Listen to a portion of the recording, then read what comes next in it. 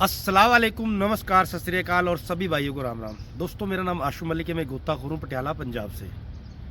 भाई, अपने घर से सुबह उठते हैं, उसके बाद फिर नहरों की तरफ चलते हैं और 10, 20, 30 किलोमीटर पहुँचने के बाद फिर ये नहरें आती हैं। उनके बाद फिर पटरियों पर सफ़र तय करते हैं। उसके बाद 50, 60, 100, 70, 80, 90, 300, 400 किलोमीटर तक इनका सफ़र तय करते हैं। फिर उसके बाद ढूंढते हैं उन डेड बॉडियों को जिनकी तलाश के अंदर बेचारे लोग नहरों के ऊपर भटक रहते हैं, या वो डेड बॉडियाँ जो लावारिस नहरों के अंदर पड़ जाती हैं। और उसके बाद फिर उन डेड बॉडी को ढूंढने के बाद फिर उनकी वीडियो बनाते हैं। वीडियो बनाने के बाद फिर उनको सोशल मीडिया के ऊपर डालते हैं ताकि उनकी किसी तरीके से शनाख्त हो जाए। और उसके बावजूद फिर अगर उसकी शनाख्त हो जाती है, घंटों घंटों उन डेड बॉडी के पास वहाँ बैठे रहते हैं, पुलिस की वेट करते हैं, परिवार का इंतज़ार करते हैं। उसके बाद सुबह अपने घर से निकलने के बाद, शाम को डेड बॉडी देने के बाद, फिर रात के टाइम अपने घर वापस जाके, डेली का हमारा ये रूट है, डेली आके अपने घर बढ़ते हैं। और अभी फिलहाल जिस केस के ऊपर हम काम कर रहे हैं उसके अंदर 4 लोग लापता हैं। और जो सबसे ज़रूरी जिसको हम ढूंढ रहे हैं वो एक महज 8 साल की बच्ची है। और वो बच्ची है अम्बाले की। आपने अभी देखा था कि परसों मैंने एक डेड बॉडी निकाल के दी एक महिला की, जिसकी डेड बॉडी, एक बच्चे की डेड बॉडी जो है वो कुरुक्षेत्र हरियाणा के अंदर से मिली थी। और उस जो लेडीज़ थी उसकी डेड बॉडी डल्ले माजरा कुरुक्षेत्र हरियाणा के अंदर से मिली थी। तो भाई वो डेड बॉडी जब हमने निकलवा के दी तो उसके साथ एक बच्ची और थी। वो 3 जने अपने घर से निकले, जिसके अंदर से 3 में से 2 की डेड बॉडियाँ मिल गई हैं। एक 6 साल के लड़के की और एक जो 35 साल की लेडी है उसकी। और जो फिलहाल अब तलाश है वो अब 8 साल की बच्ची, इसकी तलाश के लिए हम इन नहरों पे जा रहे हैं और देखेंगे इस बीच में हमें कितनी डेड बॉडियाँ मिलती हैं। तो भाई, मैं आपसे हमेशा हाथ जोड़ के विनती और अपील करता रहता हूँ कि हमारे वीडियो को शेयर कर दिया करो। हो सकता है कि हमारा वीडियो उस दानी सज्जन के पास चला जाए जो हमारी किसी तरीके से हेल्प कर सके इन काम को करने के लिए। तो बार बार इसीलिए हम आपसे अपील करते हैं कि हमारे वीडियो शेयर कर दें। और दूसरी जो मेन वजह है जो हम अपने वीडियो को शेयर करने के लिए कहते हैं, वो मेन वजह ये है कि इन नहरों के अंदर जो हमें डेड बॉडियाँ मिलती हैं उनके आइडेंटिफिकेशन के लिए हमारे को बहुत दिक्कत, बहुत परेशानी और बहुत कठिनाइयों का सामना करना पड़ता है, क्योंकि उनकी जो फ़ोटो है उन परिवार तक बिल्कुल नहीं पहुँच पाती जिन परिवारों की वो डेड बॉडी है। तो मेरी हाथ जोड़ के भाई विनती है, अपील है, हमारे वीडियो को कम से कम देखते हो तो कम से कम शेयर तो कर दिया। और डिस्क्रिप्शन के अंदर नंबर है और डिस्प्ले के ऊपर ही मेरा नंबर चल रहा है, कॉन्टैक्ट नंबर है मेरा, व्हाट्सअप नंबर है, गूगल पे, फ़ोन पे, पेटीएम नंबर भी है भाई। अगर किसी को भी मेरी कहीं पे हेल्प की जरूरत पड़ती है यार भाई, मेरे से संपर्क जरूर कर लेना। ये आशु मलिक गोताखोर आपके साथ खड़ा है। तो चलिए दोस्तों, अपने सफ़र को शुरू करते हैं, बाकी बातें वीडियो के अंत में करेंगे। और एंडिंग जरूर देखना इस वीडियो की, क्योंकि एंड के अंदर हम एक ऐसे केस का खुलासा करेंगे जिसके बारे में आज वो पूरे हिंदुस्तान का चर्चा का विषय बना हुआ है। तो चलिए अपने सफ़र को शुरू करते हैं, बाकी बातें वीडियो के अंत में करेंगे।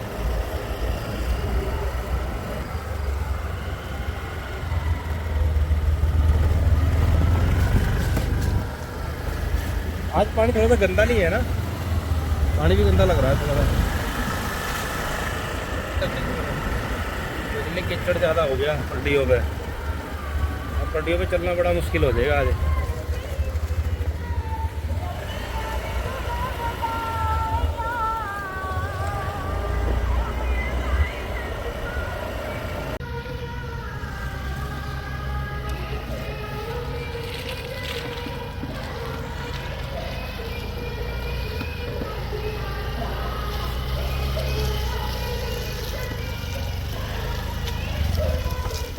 निकल तो गए पर निकले बड़ी मुश्किल से। कीचड़ का हाल देखा दे क्या हाल हो रहा। हल्की सी स्लिप होती सीधे नहर के अंदर। आजा बेटा बैठ। तो दोस्तों, ये है घग्गर वाला पुल और पिछले 8 दिनों के अंदर 4 लाशें यहाँ से निकल के गई हैं।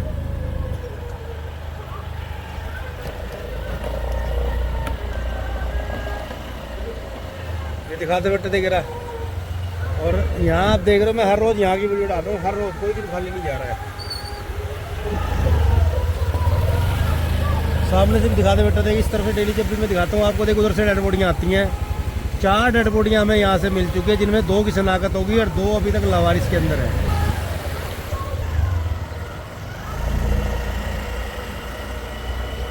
जब भी बारिश पड़ती है समझ लो पटरियाँ खराब, चिकनी मट्टी है, मोटरसाइकिल स्कूटर चलाना बहुत मुश्किल हो जाता है। ये भागड़ा वहाँ से अंडरग्राउंड हो जाती है और यहाँ पे आके निकलती है। कल भी मैंने यहाँ एक डेड बॉडी निकालवा के परिवार के हवाले करी। इस जगह से देखिए, वो सामने जगह दिख रही है आपको, उस जगह से निकाल के परिवार के हवाले करी है। क्योंकि ना हम इतनी मेहनत से वीडियो बना के आप तक पहुँचाते हैं। कई रास्ते कच्चे कई पक्के, देख लो किस तरीके से हम इन नहरों पर चढ़ते हैं और किस तरीके से सारे वीडियो बना के आप तक पहुँचाते हैं। तो चलिए दोस्तों, ज़्यादा लंबी बात नहीं करते, वीडियो ज़्यादा लंबा हो जाएगा क्योंकि ना दूर जाना भी हमें, तो वीडियो के एंड तक बने रहना दोस्तों।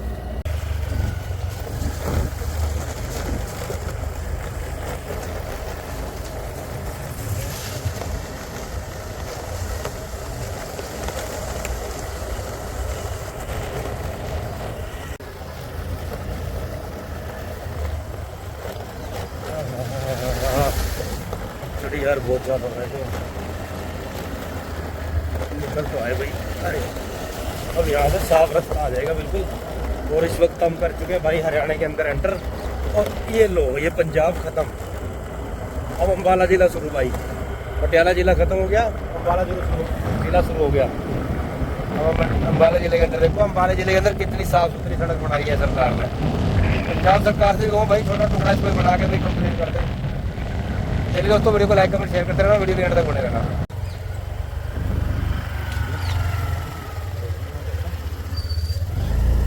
कीचड़ है बहुत ज़्यादा खतरनाक,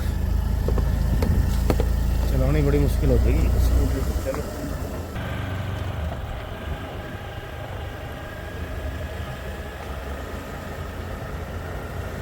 तो साथियों, ये है मलोर हेड, जो हरियाणा का एक मेन हेड है, जहाँ से नहर दो भागों के अंदर बढ़ते दिखाते बेटे। ये साउंड चल रही है, देखो SYL नहर के अंदर पानी जा रहा है।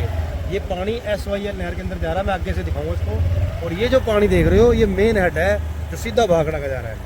तो चलिए दोस्तों, वीडियो को लाइक कमेंट शेयर करते रहे। इसकी जो जानकारी है वो मैं आगे हेड पे जाकर दूँगा, जिस जगह पे मैं जा रहा हूँ। जब तक हम वहाँ तक पहुँच पाएंगे जिस हिसाब से कीचड़ हो रहा है। वो बेचारा मोटरसाइकिल वाला भी आगे परेशान हो रहा है, फिसलनी बहुत हो रही है भाई। और क्या गिरे गिरे बड़े बच के बैठ कोई बात नहीं, बच गए। स्कूटरी तो डांस कर रही है, माइकल जैक्सन बन गया स्कूटरी का तो भाई। चल कोई बात नहीं, रात बारिश बहुत तगड़ी हो रही है, इसके करके बढ़िया सारी खराब होगी भाई। अरे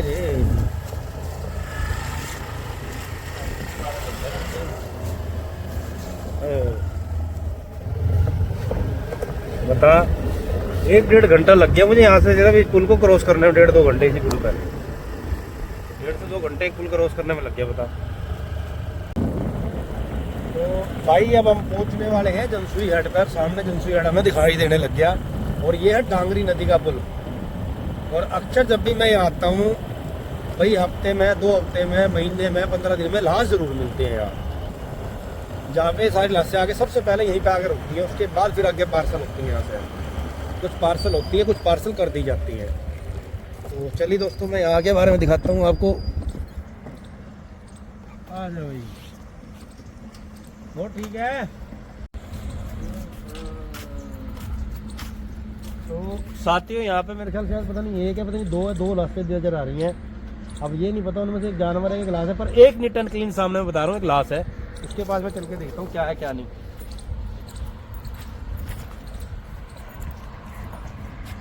मोबाइल मेरे को दिखा बेटा, मैं वीडियो बनाऊंगा। तो साथियों, ये सामने पड़ी हैं 2 लाशें, पता नहीं एक है, मैं एक बार इनको नज़दीक से देखूंगा, पर एक तो नीट एंड क्लीन सामने पड़ी है। मैंने इसको ब्लर इसलिए कर रखा भाई, यूट्यूब फेसबुक इंस्टाग्राम इन चीज़ों को अलाउ नहीं करता, तो इसीलिए मैं आपको बता दूं, ये कूड़ा करकट है जो सारा यहाँ पे आकर रुक जाता है, गंद कबाड़ जो लोग इन नहरों के अंदर डाल देते हैं, और उनके अंदर आके सारी लाशें रुक जाती हैं। मैं ये देखना चाहता हूँ कि यहाँ कितनी डेड बॉडी है, इसके बारे में पूरा विस्तार से बताऊँगा। और पर मैं एक चीज़ मैं बता दूँ कि हम इसके ऊपर ब्लर तब लगाते हैं जब हम यूट्यूब फेसबुक और इंस्टाग्राम के ऊपर डालते हैं, लेकिन वैसे तो मैं आपको जो व्हाट्सअप ग्रुपों के अंदर डालूंगा उसके बारे में बता दूँ, वो नीट एंड क्लीन दिखाऊँगा। ये देख लो, ये पड़ी लाशें। हाँ, एक जानवर है, एक लाश है भाई, बाकी तो सारे मरे हुए जितने भी हैं सारे पड़े, ये सब जानवर हैं। नील गाय, रोज, सूर, कुत्ते, बकरी, भेड़ सब इसके अंदर पड़ी हैं, और ये एक लाश पड़ी है यहाँ पे देखो सामने ये। और इसका वीडियो पूरा जो है हमारा यूट्यूब फेसबुक पे आएगा आज, आशु मलिक गोताखोर। और जिन्होंने फॉलो नहीं करा जाके फॉलो कर लेना, इंस्टाग्राम, यूट्यूब, फेसबुक, आशु मलिक गोताखोर जाके अपना भाई वहाँ देख लेना पूरा वीडियो इसका। इस साइड भी देख लेते मेरे भाई कि इधर भी कोई लाश तो नहीं है। ये दीवार है, इसके ऊपर हर रोज उतरना पड़ता है भाई, तब जाके दिखता है अंदर का। गंद तो यहाँ पे भी बहुत है। एक मिनट थोड़ा सा आगे जाके दिखाता हूँ मेरे दोस्तों। तो भाई एक लाश मिल गई, इसकी जो पूरी डिटेल है वो अभी मैं आपको देने वाला हूँ। ये है SYL नहर, इसके अंदर फिलहाल तौर पे कोई लाश नज़र नहीं आ रही है। और साथ में आज फिर संडे है तो मेरा बेटे की छुट्टी है स्कूल की, तो वो आया। तो एक लाश ये पड़ी, देखो सामने ये रही। तो ये एक लाश मिली है अभी फिलहाल तौर पे हमें। और इसकी जो डिटेल है मैं आपको बता दूं, इसने काले रंग की पैंट पहन रखी है, काले रंग का इनर पहन रखा, नीचे सफ़ेद सी शायद शर्ट है, पैरों में कोई जूते जुराबे है नहीं, सिर के ऊपर कोई बाल दाढ़ी दूढ़ी कोई फिलहाल दिख नहीं रही है। सारी डेड बॉडी जो है ख़राब हो रही है। डेड बॉडी कम से कम 10 से 15 दिन पुरानी डेड बॉडी है। ये देख लो सामने ये रही, 10 से 15 दिन पुरानी ये लाश है भाई। तो भाई मैंने आपको सारी डिटेल दे दी है डेड बॉडी की। और फिलहाल तौर पे मैं आगे तक और जाऊँगा और काफ़ी दूर और लंबा सफ़र तय करूँगा अभी। और मैं क्योंकि डल्ले माजरे भी जाना, मैंने वो जो बच्ची है उसके बारे में ढूंढूंगा, और साथ में मेरा बेटा है हो रहा। और लाश आपको दिखाई रहा हूँ बार बार, ये पड़ी यहाँ पे मेरे सामने। भाई कितनी लाशें पड़ी यहाँ से बता देगा? है एक लाश पड़ी यहाँ पे। और ये भाई है बेचारा, यहाँ से राहगीर है, चल रहा है बेचारा। और ये सामने एक लाश पड़ी है, ठीक है। और इस टाइम ये लाश बता रहा हूँ मैं आपको, जनसुई है, डांगरी नदी का पुल है मेरे भाइयों, यहाँ पे ये लाश पड़ी हुई है। तो चलिए दोस्तों अब आगे चलते हैं, क्योंकि ना आगे की भी जानकारी हमने देनी है ज़रूर आपको।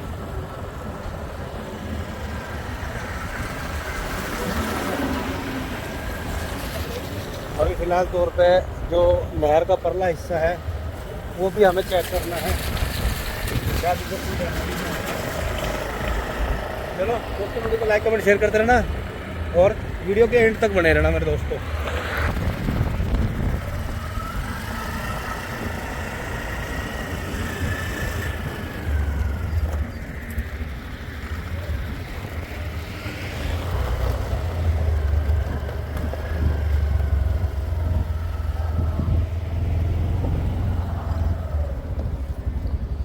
लो जी, अब इधर और देखना है हमने, और उसके बाद वाली तरफ। ला बेटे मोबाइल मुझे दिखा, मैं वीडियो बनाता हूँ। ये SYL नहर है फ़िलहाल तौर पे, जो मैंने आपको दिखाई दी मलोर हेड से। पानी कम है इसमें काफ़ी, अक्सर ये भर के चलती है।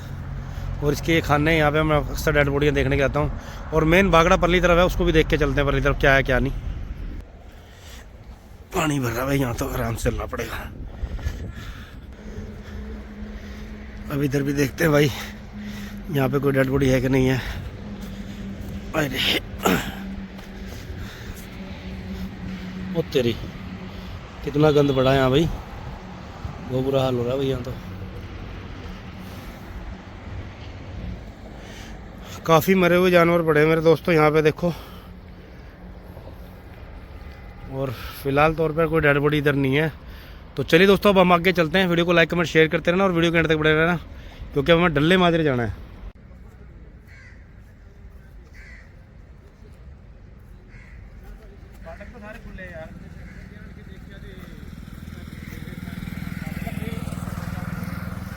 यहाँ तो सारे फाटक खुले, आगे चलते हैं भाई। आजा, अब इसके बड़ी कीचड़ वाले रास्ते पे चलना पड़ेगा। बैठ बेटा। सारा कीचड़ और जंगल की रास्ता शुरू हुआ है, जंगल में देखना पड़ेगा, तो कई जगह पेड़ है ना, हो सकता है बच्ची हो वहाँ पर करी हो उन पेड़ों में।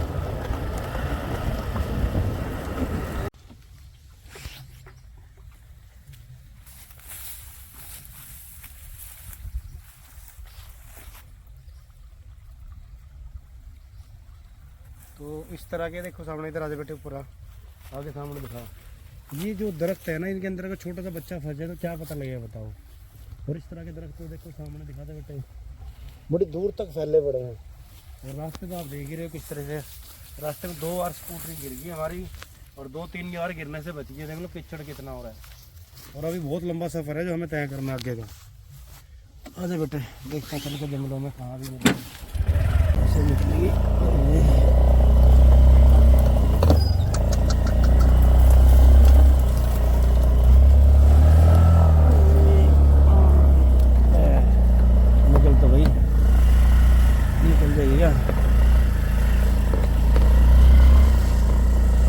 निकल गए भाई।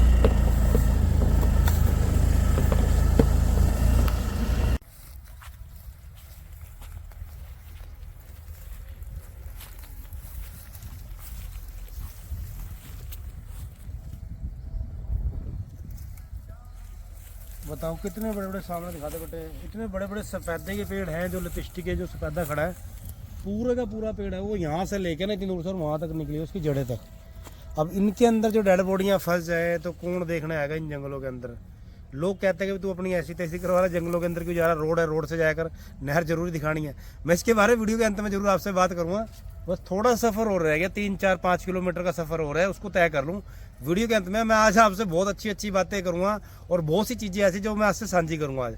तो चलिए अपने सफ़र को जारी रखते हैं, बाकी बातें वीडियो के अंत में करेंगे।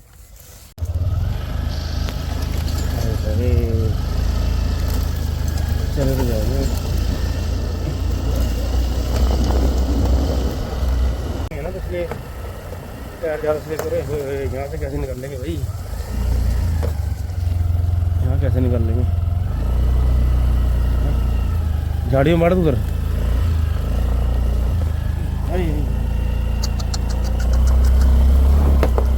तेरी कहाँ घुस गई।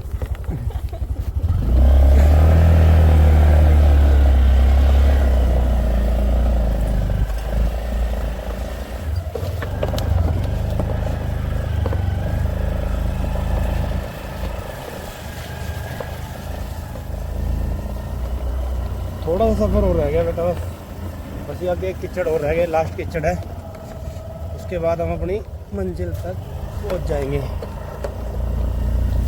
अब ये लास्ट कीचड़ रह गया, 3-4 बार गिर गई बता स्कूटरी यार, कमाल की बात है। ये तो कुछ ज़्यादा ही आ गया। अब कैसे निकल लेंगे, चलो ऊपर बाढ़ के देखता हूँ उधर झाड़ियों में।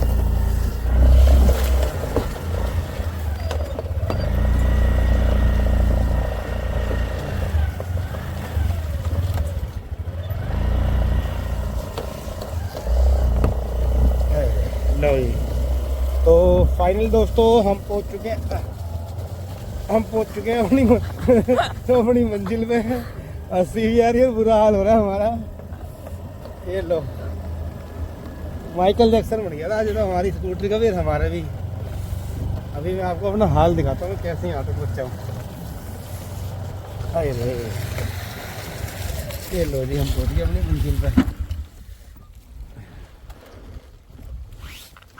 सबसे पहले बेटे सामने आ जाए इस तरफ आ। सबसे पहले ना ये जूते और मेरा हाल दिखा कि हम कैसे वहाँ से यहाँ तक गिरते पड़ते स्कूटरी तक पहुँचे हैं। ला मेरे को मोबाइल दे दे, मैं सारा वीडियो बनाऊंगा बेटा। तो सबसे पहले भाई उस साइड का वैसे देखना चाहिए था हमारे को। चलो चलते हैं, पहले उस साइड का देखते हैं, कोशिश करते हैं उस तरफ का देखने की, है ना। और उसके बाद दिखाऊंगा मैं आपको। अरे लो जी, ये है वो मेन ठिकाना जहाँ पे अक्सर हम आते हैं इन लाशों को ढूंढने के लिए। और मैं आपको एक चीज़ बता दूँ, हम यहाँ किस तरीके से पहुँचते हैं उसके बारे में आपको मैं पूरी डिटेल विस्तार से दूंगा। तो दोस्तों ये वो जगह है जहाँ पे हम यहाँ इस नहर के ऊपर पहुँचे हैं, और किस तरीके से हम यहाँ पहुँचे हमारा रब जानता है। ये जो सफ़र होता है जो हम नहरों का तय करते हैं 10, 20, 50, 100, 200, 300 किलोमीटर का, इन स्कूटरी के ऊपर तय करते हैं। रास्ते आपने रास्ते में हमारे को देख लिया होगा। और अब ये सारी जो नहरें हैं, अब यहीं से देखते देखते उसके बाद में सारी जानकारी मुझे यहीं से देनी पड़ेगी आपको। ये देख लो, ये नहर है वो। और मैं तुम्हारे को साइफन बता दूं, ये बहुत बड़ा साइफन है। यहाँ पे कई बार मैंने अपनी खुद की आंखों से बता रहा हूँ, खुद की आंखों से कई बार यहाँ 10, 5, 8, 10, 9, 7 इस तरह डेड बॉडियाँ इकट्ठी की इकट्ठी देखी है। 1-2 नहीं है, 8, 10, 10, 12 डेड बॉडी इकट्ठी मैंने इस जगह के ऊपर देखी है, जो इस जगह पे मैं खड़ा हूँ। चलो इसके बारे में पहले मैं विस्तार से बता देता हूँ और दिखा देता हूँ मैं आपको, इसके बारे में सारी जानकारी देता हूँ। 1 मिनट रुको। तो दोस्तों मैंने आपसे बोला था कि चलते चलते वीडियो के अंदर लास्ट में आपको एक बात बताऊंगा।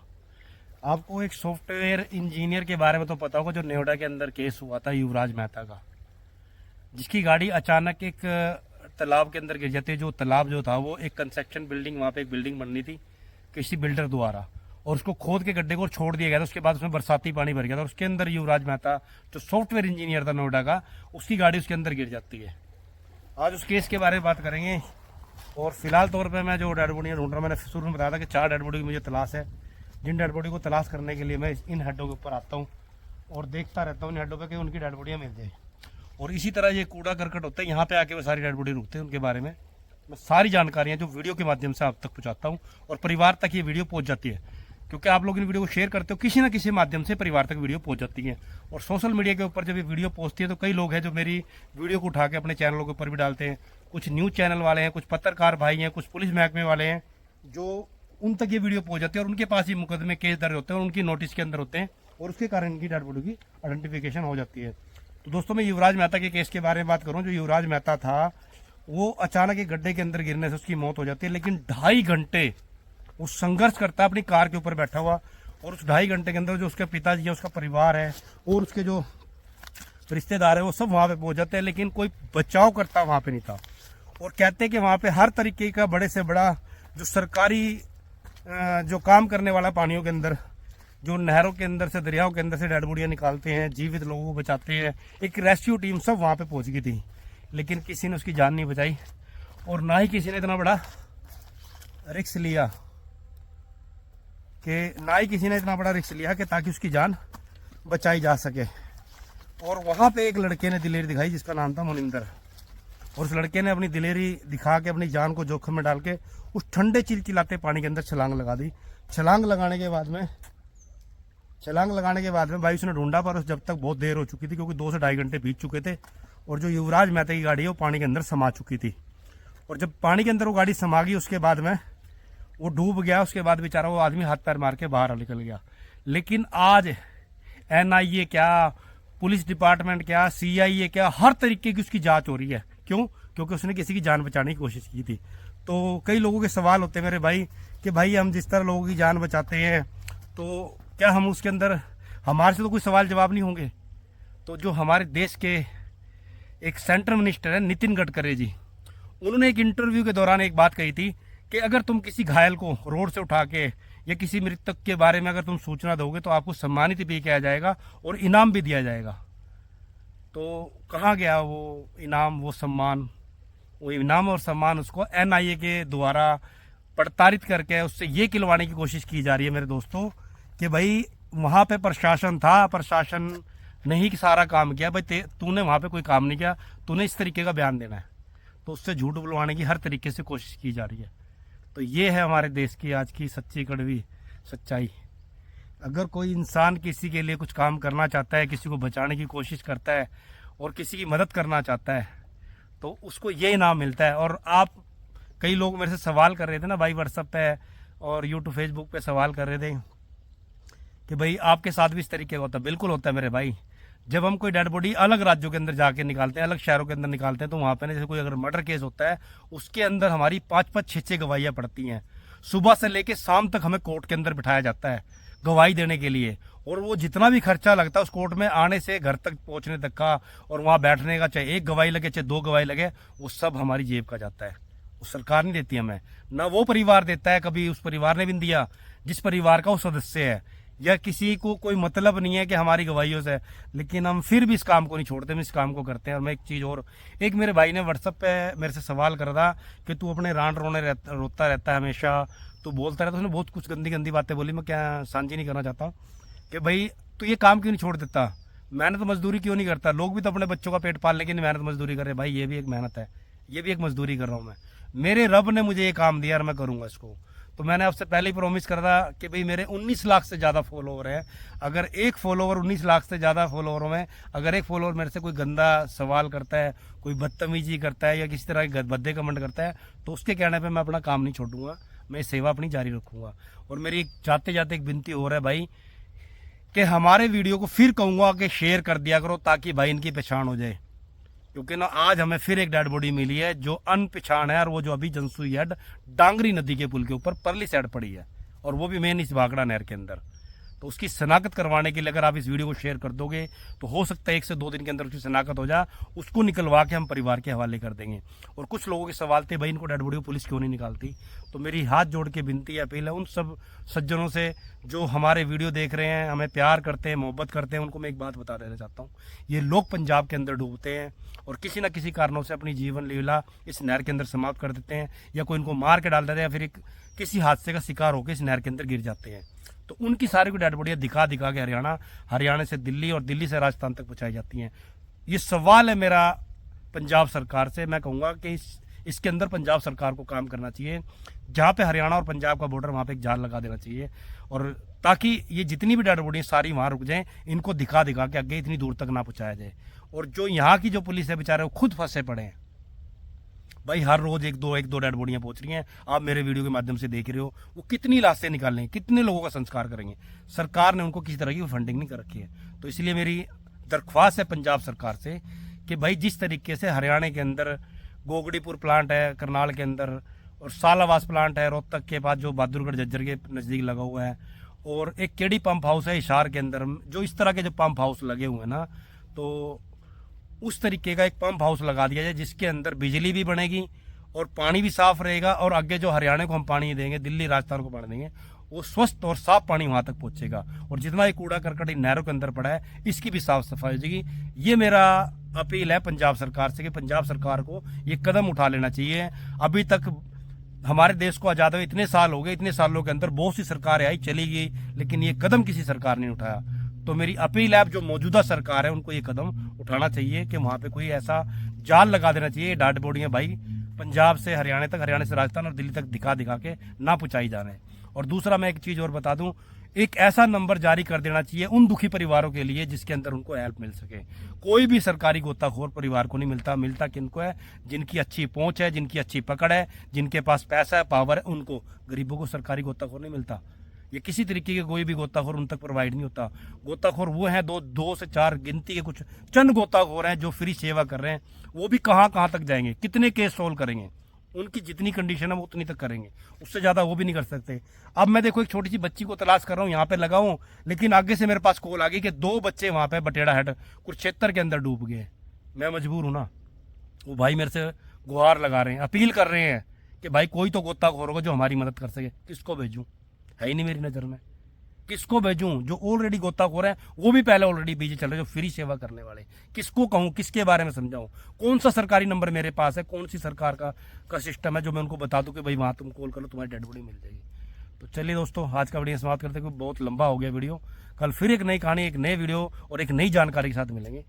अलविदा दोस्तों।